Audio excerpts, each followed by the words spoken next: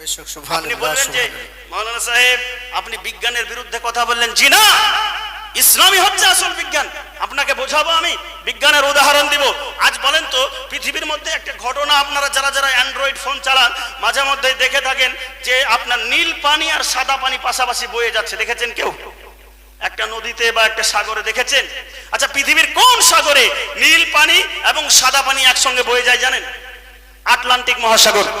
জি, Atlantic মহাসাগরে। বাংলা পড়াশোনা করেছি বাবা জীবন, এইচএস পর্যন্ত জিওগ্রাফি ছিল, তারপরে ইংলিশে অনার্স কমপ্লিট করেছি আলহামদুলিল্লাহ। রাষ্ট্রবিজ্ঞান পড়েছি, পাশে ছিল। বাবা জীবন ভাইরা, এতটুকু সেন্স আছে তো আমরা যখন ভূগোল পড়লাম, ভূগোল পড়তে পড়তে আমরা দেখলাম যে ভূগোল বলছে যে পৃথিবীর মধ্যে একটা সাগর আছে, যেই সাগরে দুই রকমের পানি প্রবাহিত হয়। একটা পানির রং হচ্ছে নীল আর একটা পানির রং হচ্ছে ঘোলাটে সাদা। এই দুই পানি যখন পাশাপাশি প্রবাহিত হয়, এই দুই পানি একে অপরের সঙ্গে মিলে না। বলছে কেন মিলে না? না মিলার কারণ হচ্ছে তার ঘনত্ব। যারা বিজ্ঞান নিয়ে পড়েছেন, যারা ভূগোল নিয়ে পড়েছেন, এনারাই বুঝবেন এই বিষয়টা। ঘনত্ব মানে পানির ঘনত্ব কম বেশি হওয়ার কারণে। আপনাকে চাষা ভাষায় বুঝিয়ে দিই বাবা জীবন, আমার ভাষা বুঝতে পারছেন তো সবাই? জি, চাষা ভাষা বোঝাই। আপনার এলাকাতে কেরোসিন তেল পাওয়া যায়, কেরোসিন তেল। আচ্ছা, কেরোসিন তেল আর পানিকে যদি একটা বোতলে ঢালেন কি হবে বলেন তো? পানিটা নিচে, কেরোসিনটা উপরে। কারণ কি? কেরোসিনের ঘনত্ব কম আর পানির ঘনত্ব বেশি। তো যে ঘোলাটে পানি, এই ঘোলাটে পানির ঘনত্বটা বেশি এবং নীল পানি যেটা প্রবাহিত হয়, এই পানির ঘনত্ব কম হওয়ার কারণে দুই পানি মিলে না। যেমন ভাবে দুনিয়াতে কেরোসিন আর পানিকে একসঙ্গে মিলানো সম্ভব নয়, ওই আটলান্টিক মহাসাগরের পানিও আপনার কিনা মিলবে না। কিন্তু আজকে বিজ্ঞানকে প্রশ্ন করুন, বিজ্ঞান বলো তো তুমি এই ঘটনা কবে আবিষ্কার করেছো, কবে জানতে পেরেছো? বিজ্ঞান বলবে 200 বছর আগে, বিজ্ঞান বলবে 300 বছর আগে, বিজ্ঞান বলবে 400 বছর আগে, বিজ্ঞান বলবে 500 বছর আগে, তার বেশি বলতে পারবে না। কিন্তু আল্লাহর কোরআনকে জিজ্ঞাসা করুন, হে কোরআন তুমি বলো তো আল্লাহ পাক রব্বুল আলামিন এই পানিকে যে প্রবাহিত করেছে, এই ব্যাপারে তোমার জ্ঞান আছে কি? এটা কি তোমার দ্বারা আবিষ্কৃত? এটা এই খবর কি তুমি দুনিয়ার মানুষকে পৌঁছে দিয়েছো? কোরআন বলবে হ্যাঁ হ্যাঁ হ্যাঁ, শুনে নাও শুনে নাও শুনে নাও। আজ নয়, কাল নয়, 100 বছর পূর্বে নয়, 200 বছর পূর্বে নয়, 500 বছর পূর্বে নয়, 1000 বছর পূর্বে নয়, 1450 বছর পূর্বে মহান রব্বে কায়নাত তিনি বলে দিয়েছেন, মারাজাল বাহরাইনি ইয়ালতাকিয়ান বাইনাহুমা বারযাখুল লা ইয়াবগিয়ান। আল্লাহ সূরা রহমানের মধ্যে বলে দিলেন, আমি দুই দরিয়াকে পাশাপাশি প্রবাহিত করেছি এবং দুই দরিয়ার মাঝে এমন একটা চোখে দেখা যাবে না এইরকম পিলার দিয়ে দিয়েছি। এই দরিয়ার পানি এই দরিয়ার সঙ্গে মিলবে না, এই দরিয়ার পানি এই দরিয়ার সঙ্গে মিলবে না। বোঝা গেল এখান থেকে যে দুনিয়ার মধ্যে যদি সর্বপ্রথম বিজ্ঞানের কোনো কিছু আবিষ্কৃত কোনো জিনিস থাকে, সেটা হচ্ছে মহান রব্বে কায়নাতের পবিত্র কোরআন। জোরে বলুন সুবহানাল্লাহ সুবহানাল্লাহ। অতএব পবিত্র কোরআন বলছে মারাজাল বাহরাইনি ইয়ালতাকিয়ান বাইনাহুমা বারযাখুল লা ইয়াবগিয়ান। সূরা রহমান শুনেছেন কেরাতে? কোনদিন শুনেছেন এই আয়াতটা? যে মারাজাল বাহরাইনি ইয়ালতাকিয়ান, যে দুই দরিয়া পাশাপাশি প্রবাহিত হবে। দরিয়া অর্থাৎ ওই যে দুই রঙের পানি, নীল পানি আর সাদা পানি, দুটো পানি পাশাপাশি প্রবাহিত হবে। আল্লাহ বলছেন যে আমি এই দুই পানির মধ্যে এমন একটা পিলার দিয়ে দিয়েছি যেটা মানুষ দেখতে পাবে না, কিন্তু এই পিলারের কারণে মানে এই আবরণের কারণে এক পানি আর এক পানির সঙ্গে মিলবে না। বোঝা গেল যে বিজ্ঞান অবশ্যই ইসলামই হলো বিজ্ঞান। বিজ্ঞান আমরা মানি। কে বলেছে বিজ্ঞান মানি না? ইসলামের মধ্যে এমন কোনো কাজ আপনি দেখাতে পারবেন না যেটা বিজ্ঞানের বাইরে। আপনাকে আরো উদাহরণ দিই। আচ্ছা, পৃথিবীর উৎপত্তি কিভাবে হয়েছে আপনারা জানেন? কেউ কেউ পড়াশোনা করেছেন এইভাবে পৃথিবী কিভাবে সৃষ্টি হলো? পড়েছেন? বলবো ভূগোলের মধ্যে আপনি যখন পড়বেন, একাদশ দ্বাদশ শ্রেণীর বইয়ের মধ্যে পাবেন যে নিয়ে আপনার পৃথিবীর উৎপত্তি সম্পর্কে কয়েকটা মতবাদ আছে, মত আছে। কেউ বলেছে এইভাবে সৃষ্টি হয়েছে, কেউ বলেছে এইভাবে সৃষ্টি হয়েছে। তো পৃথিবীর উৎপত্তি সম্পর্কে একটা মতবাদের নাম হচ্ছে নিহারিকা মতবাদ। এই নিহারিকা মতবাদ যেটা বলছে, নিহারিকা মতবাদের মূল কথা কি? যে পৃথিবীকে একটা কেন্দ্র বিন্দু থেকে সৃষ্টি হয়েছে। একটা বিন্দু ছিল, হঠাৎ বিন্দুটা ব্লাস্ট করে, বাস্ট হয়ে যাওয়ার পরে আপনার বিভিন্ন তেজস্ক্রিয় পদার্থ সেগুলো বিভিন্ন জায়গায় ছড়িয়ে পড়ে এবং আপন আপন ঘুরতে থাকে। আর ঘুরতে ঘুরতেই আস্তে আস্তে ঠান্ডা হয়ে গেল। ঠান্ডা হয়ে যাওয়ার হওয়ার পরে আপনার পৃথিবী সৃষ্টি হলো। গরম হয়ে গেল, যেটা গরম অগ্নিকুণ্ড থাকলো ওটা আপনার কিনা সূর্য তৈরি হয়ে গেল। এইভাবে পৃথিবী, সৌরজগৎ, ইউনিভার্স সৃষ্টি হয়েছে। আর আল্লাহর কোরআন বলছে যে আমি পৃথিবীকে একটা কেন্দ্রবিন্দু থেকে সৃষ্টি করেছি। যেটা বলুন সুবহানাল্লাহ। সুবহানাল্লাহ, আপনার বিজ্ঞান তো সুবহানাল্লাহ। আবিষ্কার করছে 400 বছর 500 বছর আগে, আর আল্লাহর কোরআন তো আবিষ্কার করলো 1450 বছর আগে।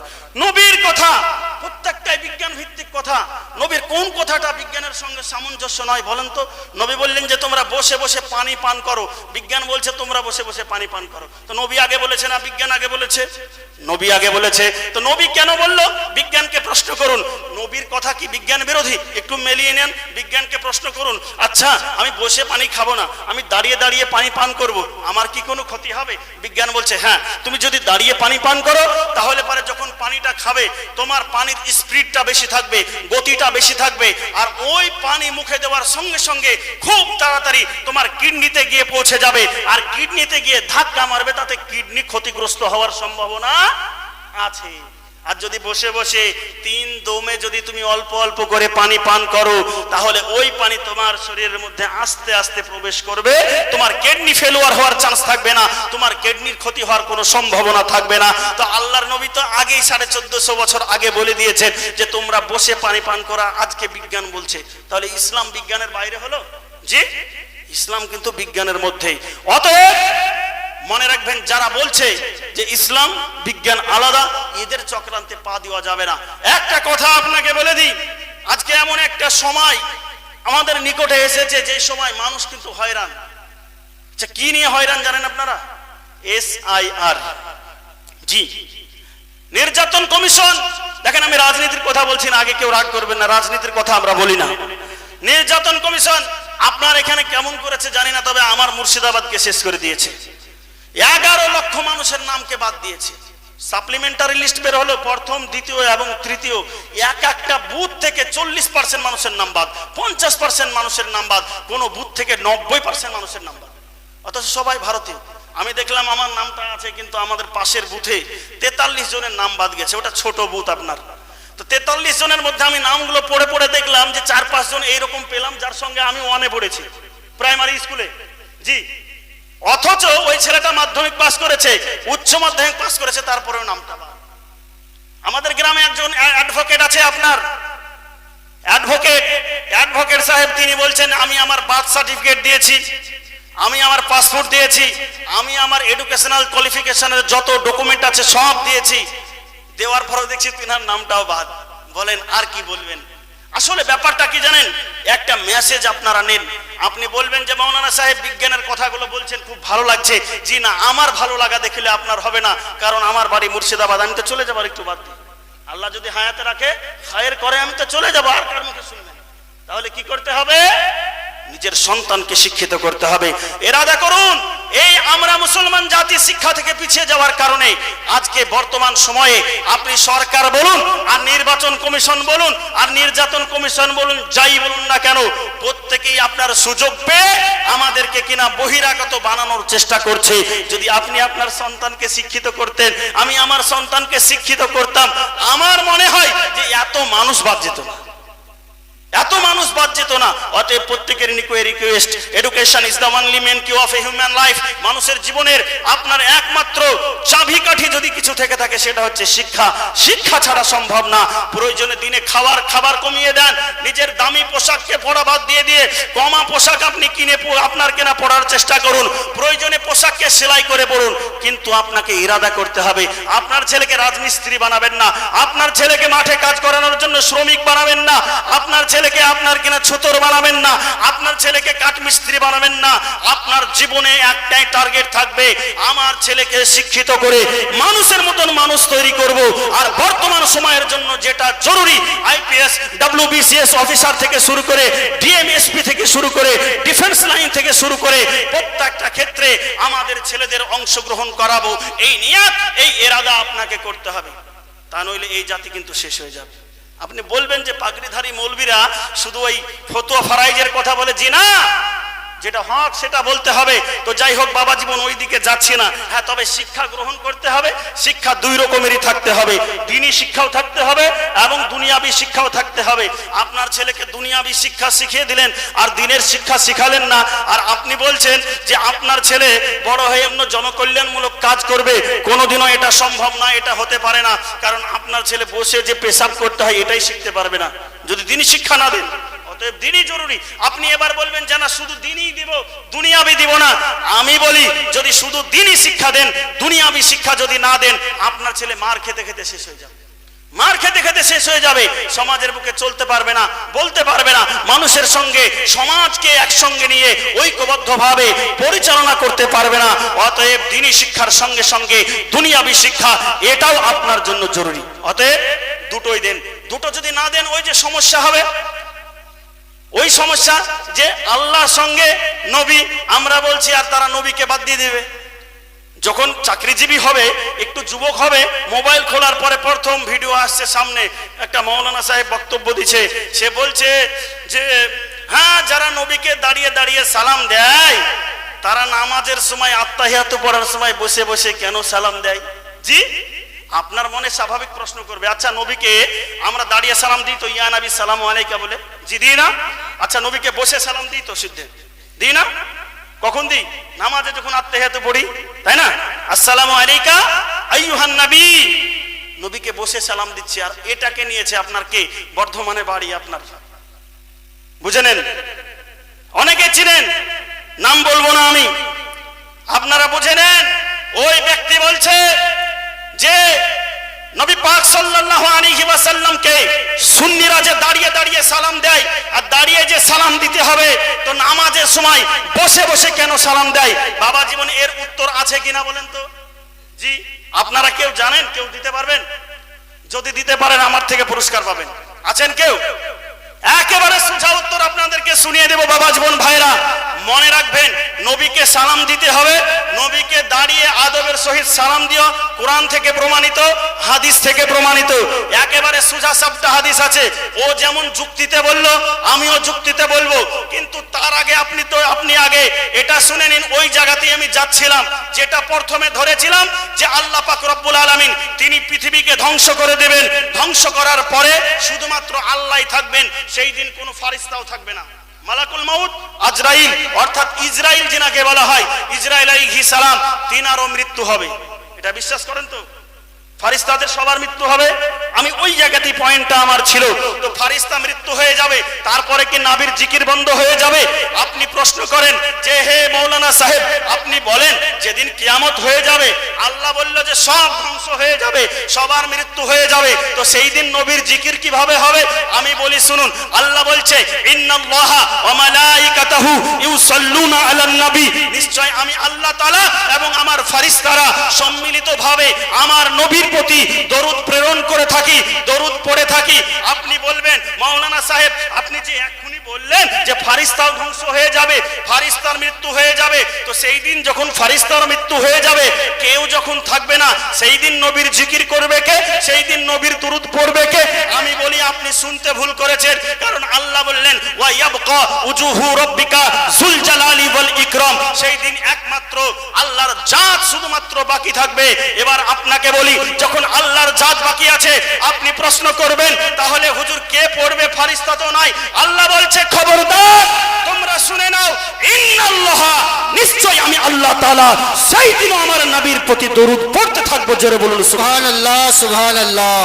বলেন আপনার নামাজ হবে যেদিন কিয়ামত হয়ে যাবে, তারপর থেকে নামাজ হবে। নামাজ কাদের উপরে ফরজ? কার উপরে? ফারিস্তার উপরে? জি, আল্লাহর উপরে? জি না, নামাজ মানুষ এবং জিনের উপরে ফরজ। কারণ আল্লাহ বলেন ওমা খালাকতুল জিন্না ওয়াল ইনসা ইল্লা লিয়াবুদুন, মানুষ এবং জিনের জন্য নামাজ ফরজ। নামাজ হচ্ছে জরুরি। তো মানুষও থাকবে না, জিনও থাকবে না, সেই দিন নামাজ ইবাদত শেষ, খতম। রোজা খতম, হজ খতম, যাকাত খতম, সব শেষ। একটা ইবাদত চালু থাকবে, সেটা কার? ইবাদত নয়। কারণ ইবাদত যদি বলা যায় তাও আবার প্রশ্ন চলে আসবে যে আল্লাহ ছাড়া কারো ইবাদত করা যাবে না। একটা জিনিস চালু থাকবে, সেটা হচ্ছে রাসূল পাক সাল্লাল্লাহু আলাইহি ওয়াসাল্লামের জিকির, অর্থাৎ নবীর দরুদ। অতএব মুসলমান, আপনি কি ভেবেছেন যে নবীর দরুদ আল্লাহ যেদিন কেউ থাকবে না সেই দিনও নবীর দুরুদকে চালু রাখবেন। আর আপনি কে আর আমি কে বলেন? আমি যদি এখন বলি নবীর দুরুদ পড়া যাবে না, আমাকে মানবেন? জি, আমাকে মানা যাবে না। আমি যত বড় লাট সাহেব হই আর পণ্ডিত হই না কেন, আমাকে মানতে আপনি পারবেন না। কারণ আপনাকে এবার প্রশ্ন করি, আপনি নবীকে ভালোবাসেন বেশি না আমাকে ভালোবাসেন বেশি? বলেন তো নবীকে। নবীকে যদি ভালোবাসেন, নবী বলছেন কোরআনের বাণী আপনার নিকটে আমার নিকটে পৌঁছে দিল যে যেদিন পৃথিবীর কিচ্ছু থাকবে না, কোনো বিশ্ব ব্রহ্মাণ্ড থাকবে না, ইউনিভার্স থাকবে না, সেই দিন নবীর জিকির থাকবে, নবীর দুরুদ থাকবে। আর আমি মৌলবি বলছি যে নবীর দুরুদ থাকবে না। অতএব ওই জায়গাতে আপনার জন্য ওয়াজিব হয়ে গেল, জরুরি হয়ে গেল আমার মতন কাঠমোল্লাকে পরিত্যাগ করা। জি, আমার মতন মোল্লাকে পরিত্যাগ করা এটা আপনার জরুরি হয়ে গেল। যদি আমাকে পরিত্যাগ করতে না পারেন, আপনি ইমানদারি হতে পারলেন না। কারণ কি? আল্লাহর নবী বললেন লা ইউমিনু আহাদুকুম, তোমাদের মধ্যে কেউ ইমানদার ততক্ষণ পর্যন্ত হতে পারবে না ইলা আখিরুল হাদিস, যতক্ষণ না পর্যন্ত তোমরা তোমার নিজের থেকে, তোমার পিতা মাতা সন্তান সন্ততির থেকে আমি নবীকে বেশি ভালোবাসবো। আর আমি মৌলানা বলে, আমি আপনার একটু ভাইরাল বক্তা বলে আমার কথা শুনে আপনারা নাচবেন? জি না, অসম্ভব। নবীর যুগে কত কতজন আপনার দাঁড়িয়েছিল নবীর বিরুদ্ধে এগেনিস্টে, কেউ জিততে পারেনি। তুলে ধরলাম আপনাদের সামনে, কারণ আল্লাহ বলছে ইয়া আইয়ুহাল্লাযীনা আমানু লা তারফাউ আসওয়াতাকুম ফাওকা সাওতিন নবিয়্যি। সূরা হুজুরাত। আল্লাহ বললেন যে তোমরা তোমাদের জবানকে উঁচু করো না নবীর জবানের উপরে। নবীর যুগে যারা নবীর জবানের উপরে জবান উঁচু করেছে তাদের ধ্বংস হয়েছে কি হয়নি? আবু লাহাব, উতবা, সাইবা, আবু জাহেল হয়েছে কিনা? হয়েছে। অতএব সাবধান। আমি মোল্লার কথা শুনে, এই আমি পাগড়িধারীর কথা শুনে, টুপিধারীর কথা শুনে, দাড়িধারীর কথা শুনে আপনার মন গলিয়ে ফেললে হবে না। আপনাকে দেখতে হবে, যাচাই করতে হবে এই যে কথাটা বললো এটা এগেনিস্টে, নবীর এগেনিস্টে বললো না নবীর পক্ষে বললো?